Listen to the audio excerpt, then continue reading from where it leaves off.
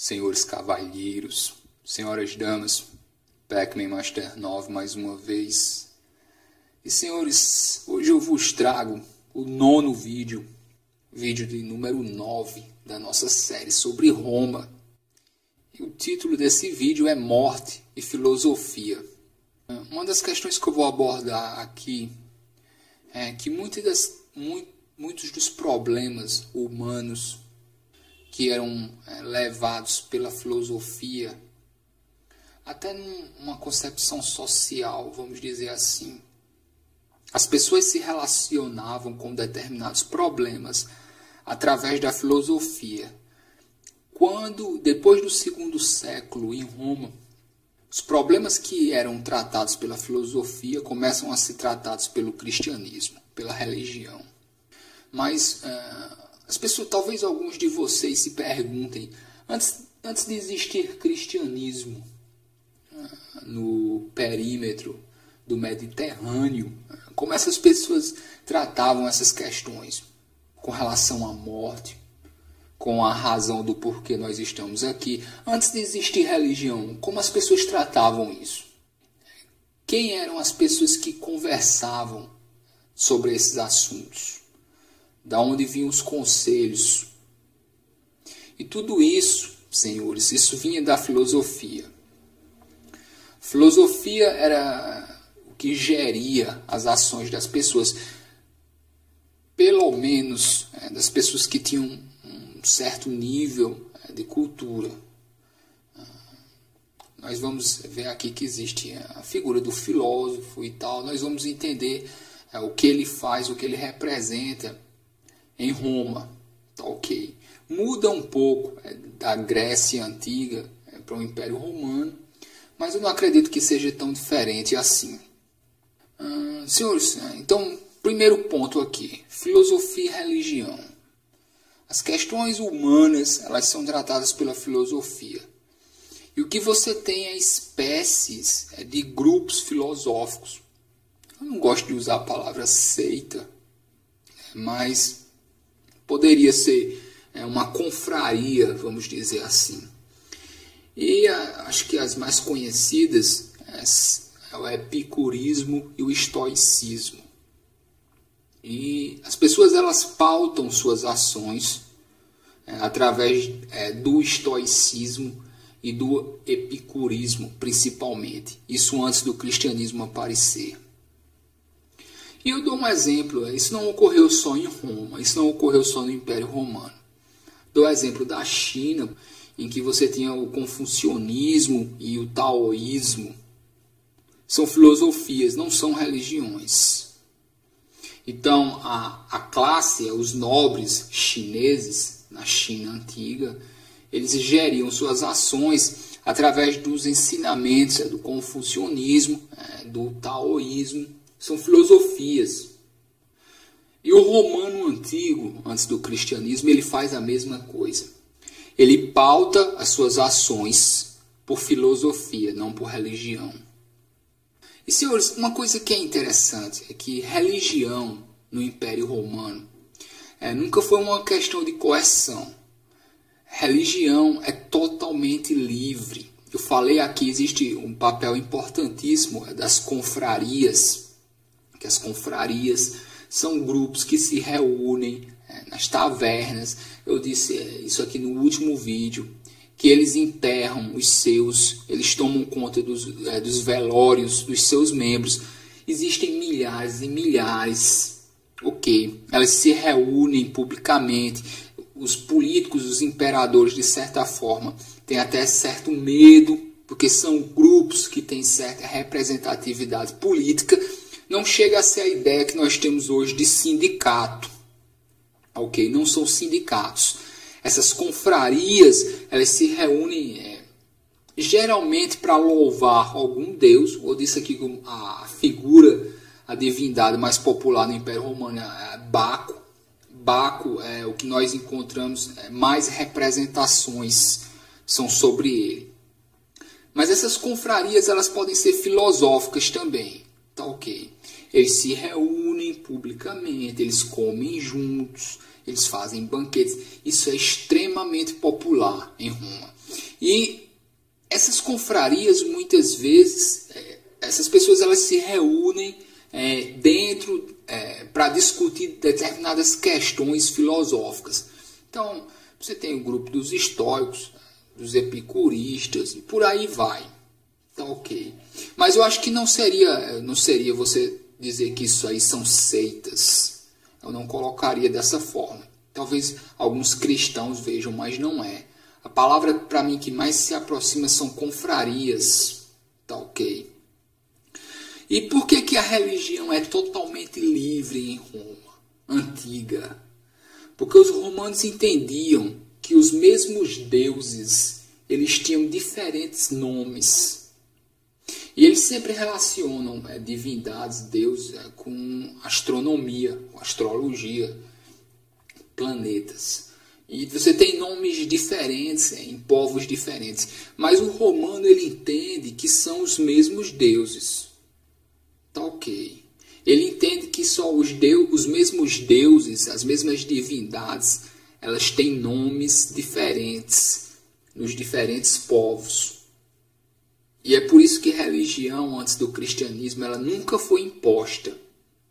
As milhares de confrarias, de grupos, de filósofos, eles se reuniam, eles discutiam o que eles queriam, eles pautavam a vida deles da forma que eles queriam, obviamente, dentro dos limites das regras sociais da sociedade romana.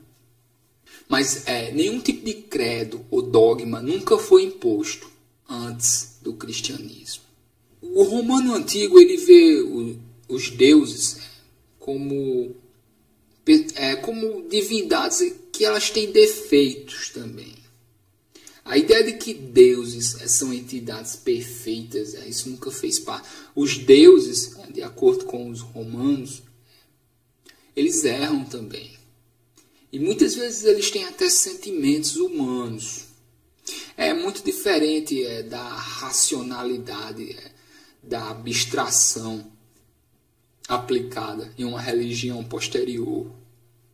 É muito mais orgânico, é muito mais humano, vamos dizer assim. Eles tinham o costume, todas as vezes que eles passavam perto de uma estátua de um determinado deus, eles tinham que parar, fazer algum tipo de reverência e tal.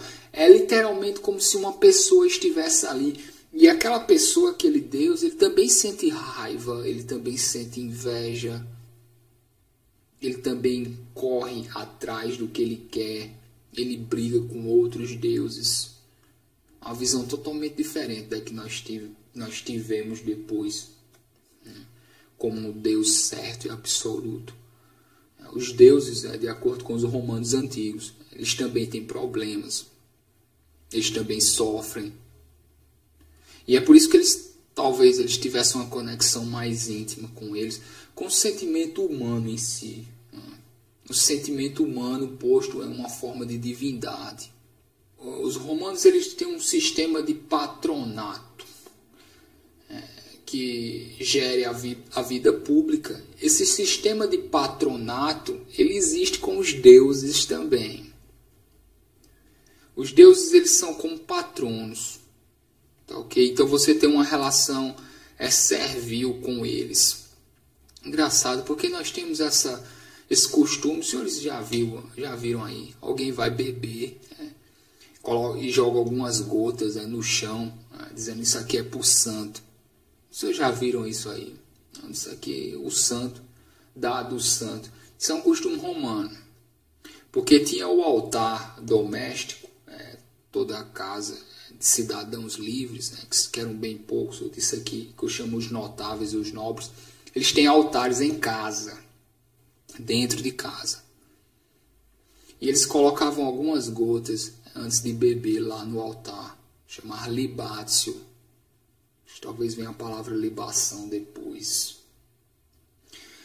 Você tinha a imagem dos deuses nesses altares, mas você tinha a imagem dos imperadores também.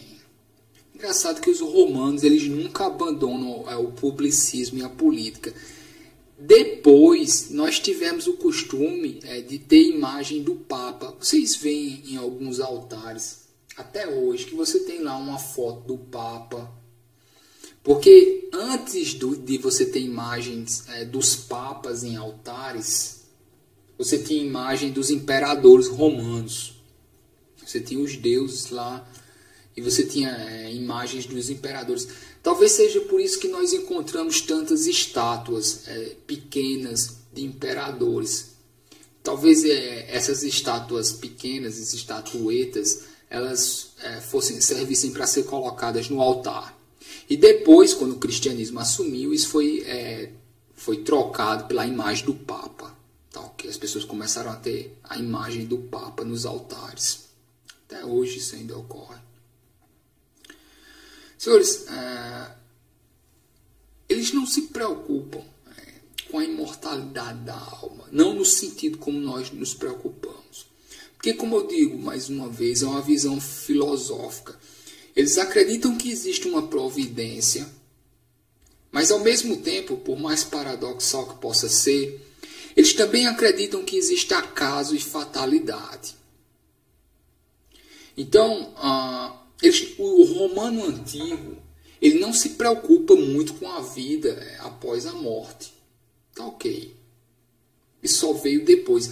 A preocupação do romano em cada momento, em cada segundo, é com o que ele vai fazer aqui e com o que ele vai deixar aqui depois que ele morrer. Mesmo depois que ele morrer, ele ainda vai querer ser lembrado pelas ações que ele fez em vida.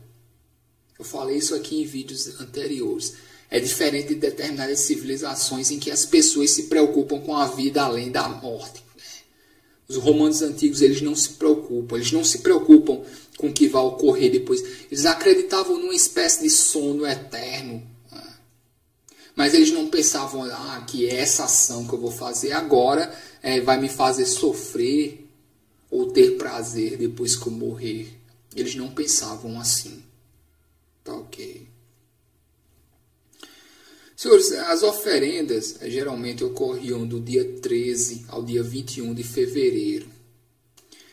E talvez, eu não tenho muita certeza, senhores, mas eu vejo alguma relação com o nosso dia de finados, que lá no México ele chama de Dia de los Muertos. É uma época em que os mortos andam entre nós. E durante aquele período eles bebem. Engraçado, porque no México é uma espécie de mistura entre dia de finados e carnaval. Eu tenho um vídeo aí antigo, senhores, comemorando o Dia de los Muertos. Eu sempre, todo ano, senhores, às vezes eu faço um videozinho. Para mim é uma época interessante. E eu vejo que talvez isso venha desse período de oferendas, do dia 13 ao dia 21 de fevereiro, que ocorria mais ou menos nessa época em Roma Antiga. A ideia de que naquela época os mortos andarão entre nós, nos verão de novo, e aí nós nos vestimos bem, nós preparamos comida. É como se você fosse receber um parente que tivesse passado anos e anos fora. Filosofia aqui, ela serve para tranquilização e felicidade. O que o romano busca na filosofia não é entender a realidade em si no sentido de abstração como nós fazemos hoje. O que o romano se interessa na filosofia são ensinamentos que levem à felicidade. A felicidade, como o romano entende, é a aceitação completa dos processos da natureza, da qual você está incluído. Existe um movimento natural das coisas e estar feliz, ocupar o seu lugar nesse movimento. Falei aqui epicurismo, estoicismo. Mais uma vez, nós nascemos como seres humanos, nós nascemos pessoas e nós temos que cumprir determinadas funções enquanto nós estamos aqui. E tudo de acordo com a natureza. E o nascimento, a morte, tudo isso faz parte desse processo natural. Todas as vezes que você está de acordo com esse processo natural das coisas, você tem felicidade. quando você não está de acordo com ele, você tem tristeza. Ideia, mais uma vez, de você ter uma relação, a sua vida, com os conceitos de providência, acaso e fatalidade, parecem paradoxais. Mas é a ideia de você suportar o que te acontece. De você ter uma posição forte em relação aos problemas da vida. E mesmo de você não se deixar afetar tanto por isso. Mesmo felicidade ou tristeza. A ideia é simplesmente não se deixar afetar por essas coisas. Como eu digo, é um movimento natural. Isso envolve sofrimento e felicidade. Você não precisa estar correndo atrás da felicidade. O que você precisa, vamos dizer assim, é entender que existem ciclos, que existem momentos de felicidade, de tristeza, e que você precisa ter até um certo nível de indiferença em relação a eles. Falar um pouco do filósofo. Você tem essa ideia de preceptor de filosofia, ou filósofo doméstico. Muito disso foi... o cristianismo, ele pegou muito disso. Porque os filósofos, eles faziam parte dessas confrarias, e esse termo convertido, ele começou a ser usado na filosofia. Convertido era a palavra que se dava às pessoas que começavam a agir de acordo com aqueles parâmetros de comportamento que a filosofia colocava. Os cristãos pegaram a palavra.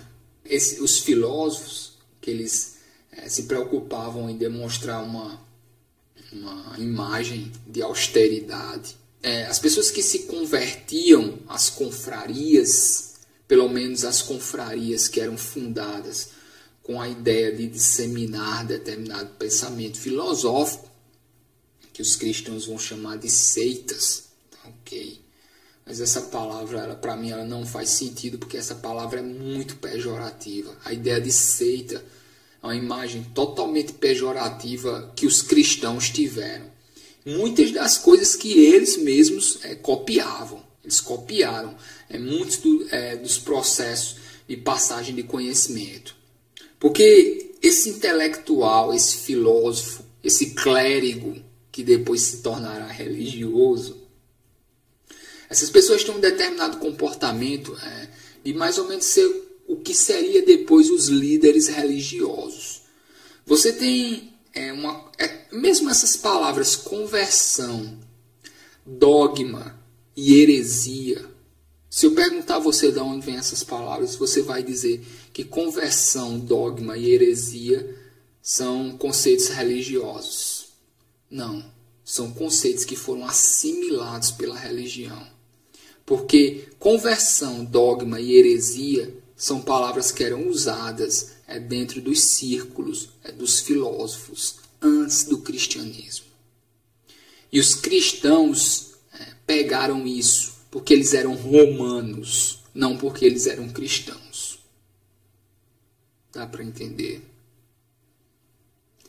Vocês veem que existe um texto chamado As Meditações de Marco Aurélio. Aquilo ali, na verdade, é um plano de estudo, porque você tinha essas máximas filosóficas e você não tinha só que ler elas, você tinha que meditar. Aquelas máximas que o Marco Aurélio escreveu, que nos legou como as meditações, aquilo realmente não tem um nome de meditação só. A religião depois pegou essa ideia de rezar, de oração. O povo antigo, os romanos antigos, eles têm a ideia de meditar sobre as máximas filosóficas.